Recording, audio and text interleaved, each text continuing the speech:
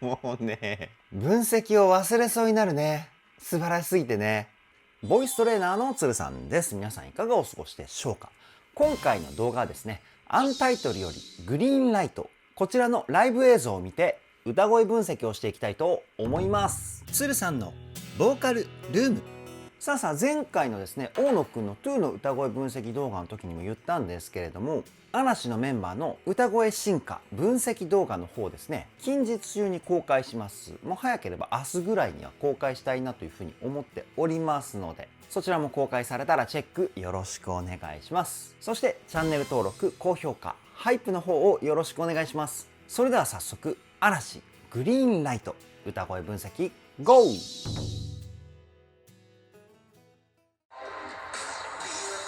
いいね。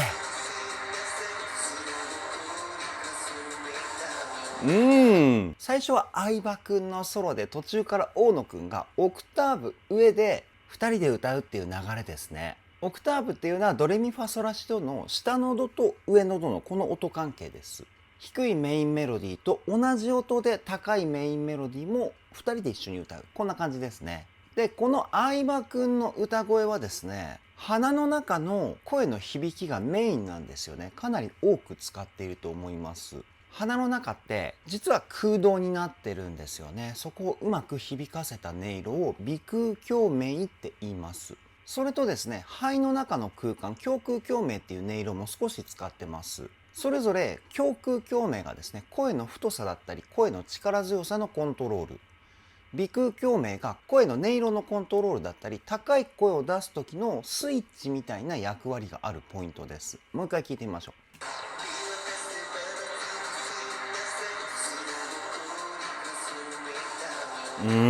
ララララ、こんな感じの音色ですよね。相葉くんの歌声の特徴としては、少しだけ鼻声の音色をですね、歌声に混ぜる、こんな感じかと思います。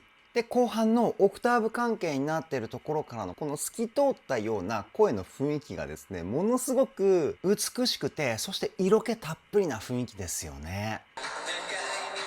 いいね。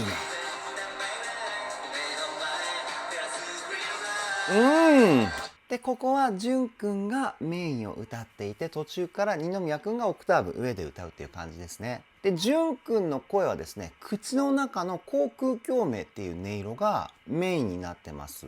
主に言葉の輪郭をクリアにしたり、あとはですね、声に喜怒哀楽の感情を乗せることができるっていうのが主な役割かなっていうふうに思います。でほんのちょっと鼻に声を入れてる感じかな。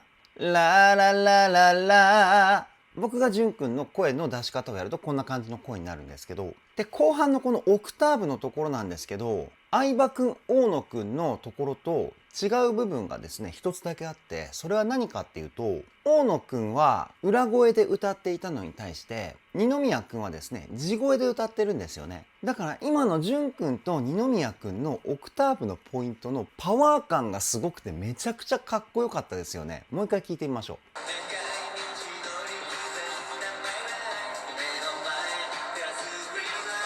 ほらめちゃくちゃかっこいいですよね。このじわじわじわじわ盛り上がっていく感じがですね、めちゃくちゃドキドキさせてくれますよね。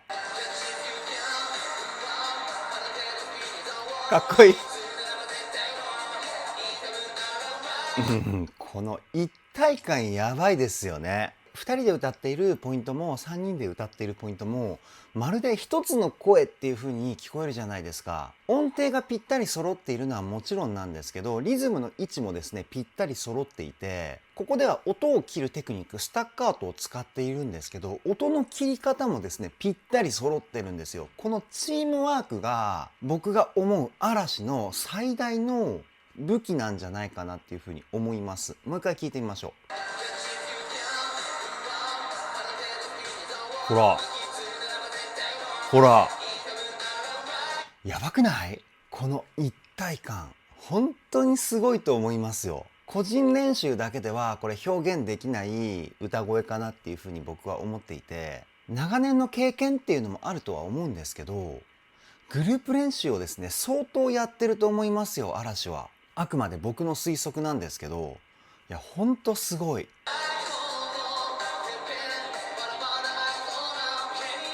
うわ、かっこいい。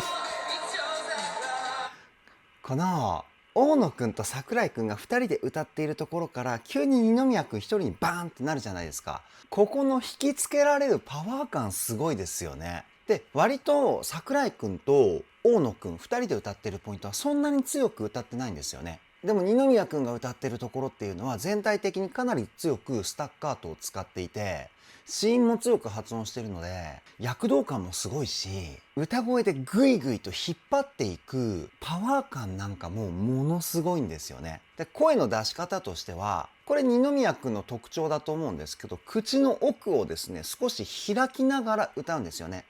あみたいな。で、その声を鼻に入れるっていう発声方法を使ってます。この声の出し方をすることでいい意味でこう乾いた感じがする個性的な歌声になるんですよね。もう一回聞いてみましょう。ほら。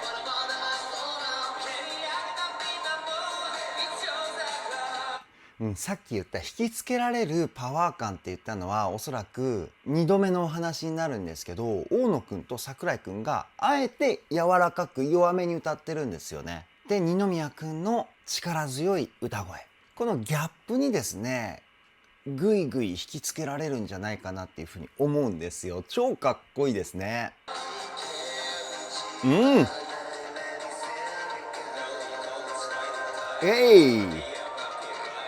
超低音フレーズ。普通に歌うとみたいなこうもわっとした感じになるんですけど、ここはですね淳くんも相葉くんも2人とも鼻に送る声の量を増やしています。そうするとさっきのだった声がすっきりするんですよね。こういうテクニック使ってました。で、淳くんの低音ラップもめちゃくちゃかっこいいですね。もう一回聞いてみましょう。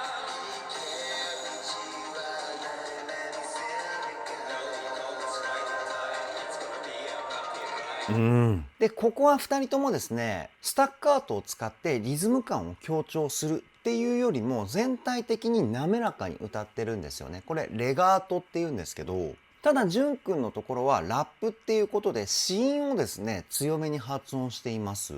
そうすることによって歌声のアタック感っていうものを前面に押し出したような感じになってるんですよね。だからダラダラダラみたいな感じのこのグイッグイッとこう押し出すようなパワー感、歌声にあったと思います。いいね。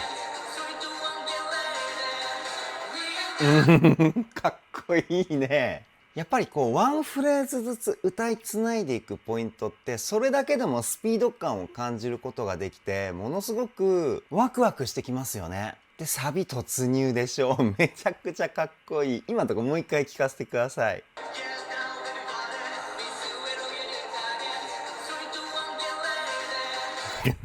やばいね。いや、嬉しくなっちゃうな、かっこよすぎて。で、桜井くんが歌って淳くんの愛の手で、二宮くんが歌って淳くんの愛の手で大野くんみたいな流れだったじゃないですか。桜井くん、二宮くん、大野くんのソロパートもちろんかっこいいんですけど、淳くんの愛の手がですねいい味出してるんじゃないかなっていうふうに思うんですよね。メインメロディーの音域はちょっと高めなんですけど、淳くんの愛の手が低音域なんですよ。だからこの音域のアップダウンの躍動感っていうのもここでは表現されていて、よく聞くとサビへのアプローチの仕方めちゃくちゃ凝ってますよね。ワンフレーズずつ歌いつないでいくスピード感と音域を使った躍動感、ドキドキしないわけがない。うわ、かっこいい。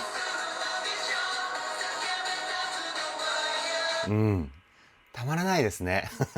やばいね。で、5人全員で歌った時のこの声の一体感と音圧、やばい。もう一回聞いてみましょう。ほら。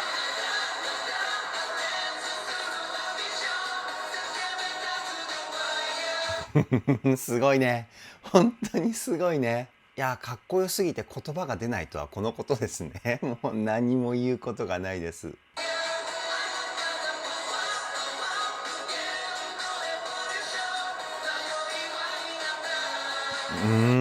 素晴らしいね。で、最後のなーいっていうこう細かいフレージングがあるじゃないですか。こういうところもですねしっかりと揃えてるっていうのが素晴らしいんですよね。決して簡単なフレーズじゃないんですよね。こういう細かいフレージングっていうのは。リズムがずれやすいっていうかね、相当入念にリハーサルやったんじゃないかなっていうふうに思っちゃいますね。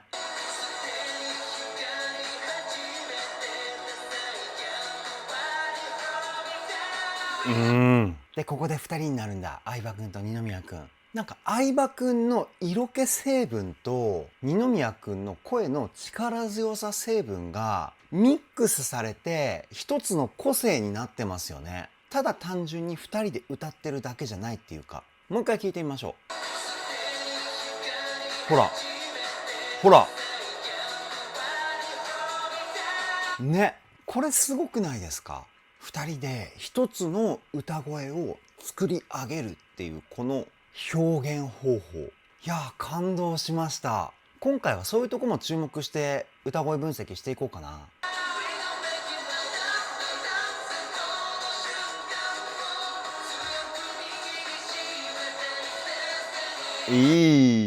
そっか、さっきの相葉くんと二宮くんが歌ったところで声の音圧がちょっとだけ下がってまたグッと上げていくみたいな流れなのね。いやー、これは引き込まれますね。やっぱり嵐って表現力お化けですよね。この音圧を使った表現力を披露しているっていうのは海外の方々から評価される要因の一つだったりするんですよね。日本の歌声の表現っていうのは音域の高低差なんですよ。強い感情は音域が高くなる。弱い感情は音域が低くなるみたいな。でも海外はですね、強い感情は音量が大きく、弱い感情は音量が小さく。こっちなんですよね。だから嵐が海外でも高く評価されてるポイントっていうのはここなんじゃないかなっていうふうに僕は推測します。か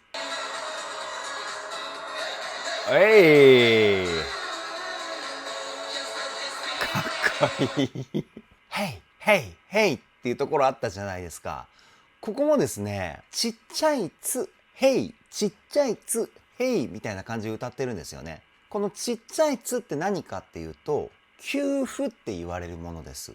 歌で休符を表現するためにはどうすればいいかっていうと、息を止めるんですよね。だから、ヘイっていう前に一瞬息を止めて、ヘイ、ヘイっていう風に歌ってるんですよ。なんで息を止める必要があるかっていうと、息を止めた後の歌声はですね、パワーが増幅するんですよね。ちっちゃい「つ」のポイントがパワーのためになるっていうか。だから「ヘイ」の歌声がですね、ものすごく力強くなってますよね。もう一回聞いてみましょう。ほら。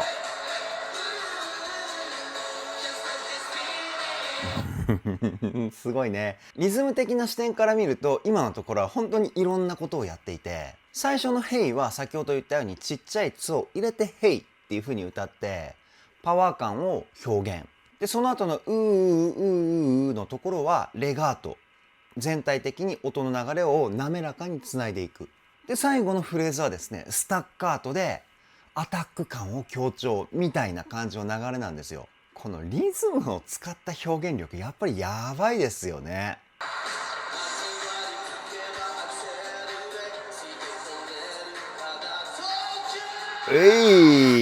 で桜井くんの歌声はですね、口の中の口腔共鳴が中心なんですけど、それと同時にですね、胸腔共鳴の音色も使ってます。個人的に桜井くんの歌声はですね、鼻腔共鳴をあまり使っていないので、声のツヤ感はあまりないんですけど、ものすごく親近感が湧くような声の個性を持っているっていうふうに思っています。その理由がですね、口腔共鳴を中心に歌声の音色を作りしているっていうところにつながってくるんですけど、で最後の東京の煽りかっこいいですね。もう一回聞いてみましょう。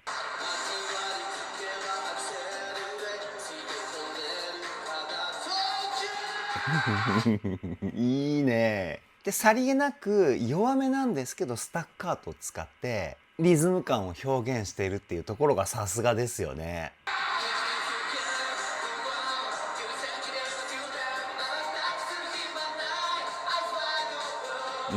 ここは前半は大野くんと淳くんで、後半が相葉くん、二宮くん、桜井くんっていう歌割りかな。パッと聞いた感じ僕は全部5人で歌ってんじゃないかなっていうふうに思っちゃったんですけど、どうなんだろう。もう一回聞いてみますね。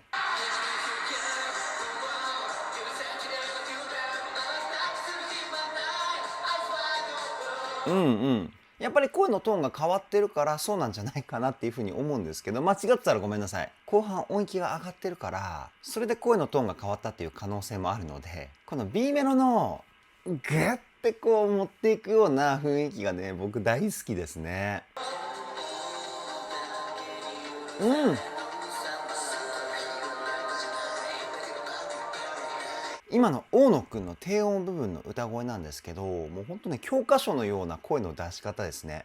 そして皆さんにとっても分かりやすいような感じで大野くん歌ってます。先ほど低音域になればなるほど鼻に入れる声の量を増やした方が声の雰囲気がスッキリするってお話ししたんですけど、大野くんはここでですね、鼻声の音色が歌声に乗るぐらい鼻に声入れてるんですよね。本当に声の特性をですね、100% 理解して歌を歌いこなしてるんだなっていうふうに思います。で、後半の相葉くんのおそらく天性のものだと思うんですけど、声に混ざった息の音がですね、ものすごく色気たっぷりですよね。もう一回聞いてみましょう。ほら。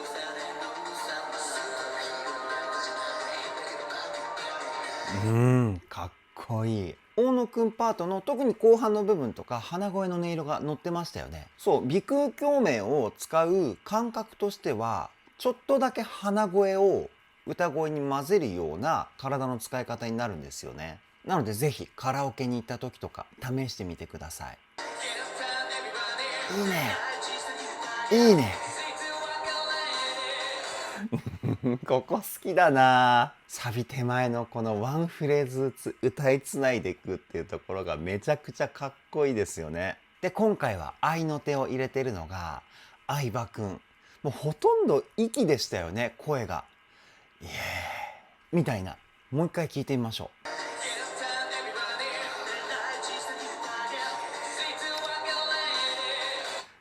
う。いいね。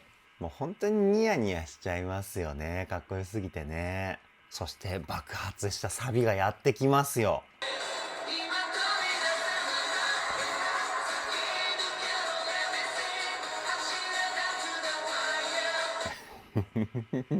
もうね、分析を忘れそうになるね。素晴らしすぎてね。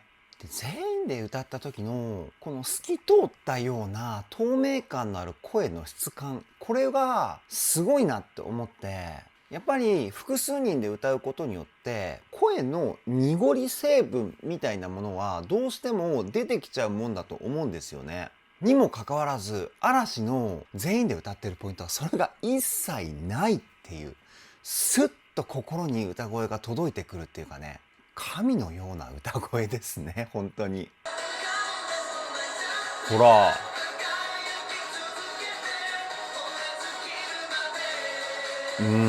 で、さっき言った複数人で歌った時の声の濁り成分、これ何かっていうと、声質の違いっていうのもあるんですけど、多くはミクロン単位での音程のズレなんですよね。これ話し出すとものすごく難しい話になるんで、簡潔に話しますけど、例えばドレミファソラシドのドとレの音、こうドレっていう風に区別するとこのぐらいの音の差があるじゃないですか。でピアノを想像するとこういう折れ線グラフみたいなイメージで音の差をイメージすると思うんですけど、でもこことここの差ってものすごくいっぱい音があるんですよね。これをですね完璧に同じ音に合わせるっていうのは厳密に言うと無理なんですよ。難しいです。ものすごく。機械じゃないと無理っていうかね。だからドとレの音をですね100分割した時の1に該当するドの音と2に該当するドの音、この2つの音を同時に鳴らすとちょっとしたうねりが生まれるんですよ。これが先ほど僕が言った複数人で歌った時の声の濁りっていう成分なんですけど、でもパッと聞いた感じじゃ人間ねわからない。そのぐらいの差です。だから嵐は他のボーイズグループに比べてその音程のズレがですね限りなくゼロに近いんじゃないかなっていうふうに思うんですよね。じゃないと説明ができないかな、僕の中で。だからその音を合わせる練習っていうのも相当したんだと推測します。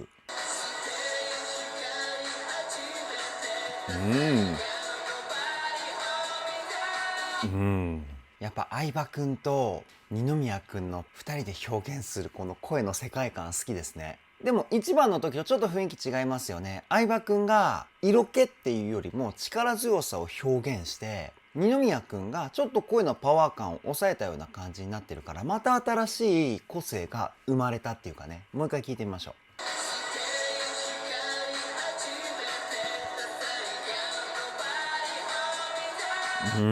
ちょっと声の雰囲気が明るくなった感じがですね、ものすごく爽やかでいいですよね。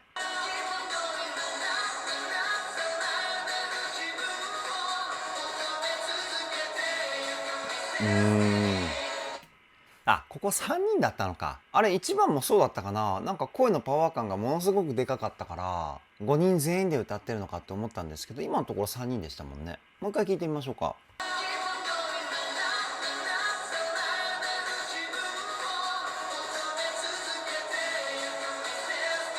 あ、3人から5人になっていくっていう流れなんですね。なるほどね。徐々に徐々に盛り上げていくパターンね。いやー、いいですね。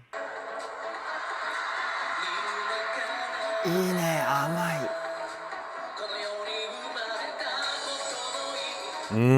最初のワンフレーズがめちゃくちゃ甘い歌声でしたよね。で、大野くんの歌声なんですけど、鼻の鼻腔共鳴が多めなんですよね。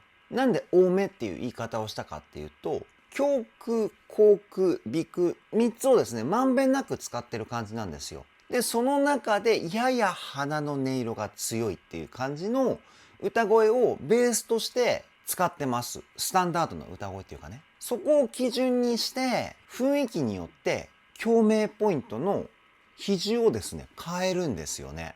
ここがすごいんですけど、で、今のポイントはですね、鼻の鼻腔共鳴の音色が多めになってます。最初のフレーズね。で、後半はですね、まんべんなく使ってる感じなんですよ。全体的に音色の割合は同じぐらいっていうか。もう一回聞いてみましょう。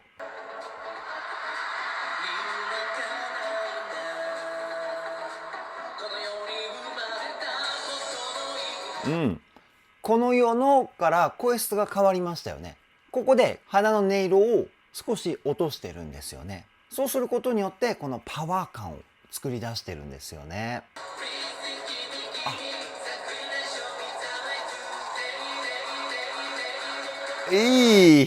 ここかっこいいね。ここかっこいいねっていうか全部かっこいいんですけど、いや本当に次何がやってくるんだろうっていうワクワクが止まらないですよね。ウェイ。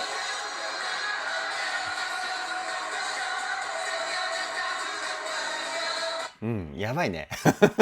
やばいわ、これは。もう一気に鳥肌出ましたもんね、今。ブレイクからのサビ、やばいですね。で、センターでこう、バッてやってる桜井くんがですね、めちゃくちゃかっこよかった。で、大野くんフェイクやってきましたね。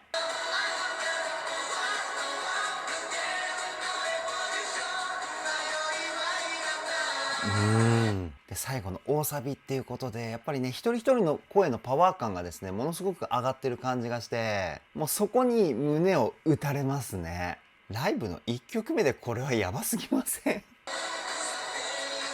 あ、いい。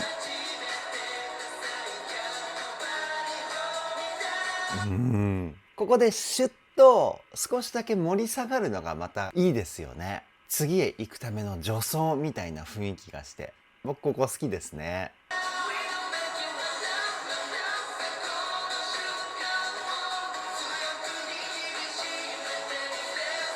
いや本当に最高すぎますよね。どの曲を聴いても最後には最高すぎるなっていう気持ちになるんですよ。いや本当に嵐素晴らしいですね。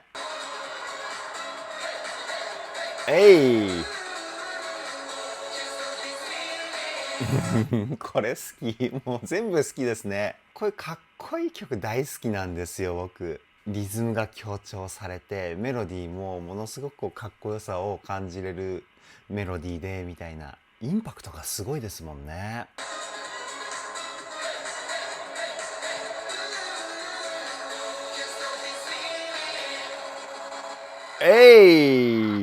最高の終わり方じゃないですか。やばいね。今回もめちゃくちゃ感動しました。以上、嵐グリーンライト歌声分析はここで終了です。いやー、今回も素晴らしすぎましたね。やっぱり嵐のライブ映像はめちゃくちゃかっこいいなっていう風にね、今回再認識しました。このままだとアンタイトルの楽曲全部歌声分析動画公開するんじゃないかっていうかね、公開したいっていう風に思ってきました。だいぶ時間はかかると思うんですけど、これはね達成したいなという風に思っておりますので、もし動画が公開されたらお付き合いいただけたらなという風に思います。これからも嵐全力で追っていきたいと思います。それでは今回の動画はここで終わりです。動画の内容を気に入ってくださった方はチャンネル登録、高評価、そしてハイプの方をよろしくお願いします。ではでは、ボイストレーナーのつるさんでした。